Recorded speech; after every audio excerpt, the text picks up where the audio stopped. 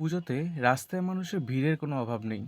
আমরা যখন রাস্তা দিয়ে হেঁটে যাচ্ছিলাম, তখন দেখি অনেক মানুষ ওখান দিয়ে হেঁটে, হেঁটে যাচ্ছে।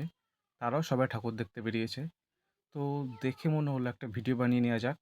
তো ভিডিও বানালাম অবশ্যই। তবে তার সামনে পড়ে গেল একটা ঠাকুরের মণ্ডপ। তো সেখানে দেখলাম সুন্দর একটা পাখি শোলার মতো দিয়ে বানিয়েছে, থার্মোকলের মতোই মনে হলো। আর তার সঙ্গে রং-বেরঙের আলো রয়েছে। তো দেখতে ভালোই লাগছিল। তো ভাবলাম এই প্যান্ডেলটা ঘুরে যাই। তো ঘোরার পরে রাস্তায় যখন বেরিয়েছি দেখলাম রাস্তার দুপাশে আলোর গেট বানিয়েছে।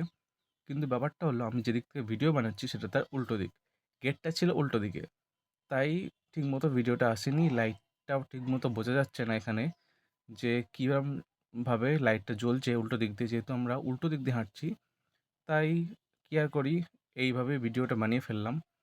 তো এই যে হচ্ছে সোজা দিকটা। এখানে দেখতে খুব সুন্দর লাগছে যে লাইটগুলো কি সুন্দর জ্বলছে রাতের বেলা। রাত বলে দেখতে আরো বেশি সুন্দর লাগছে।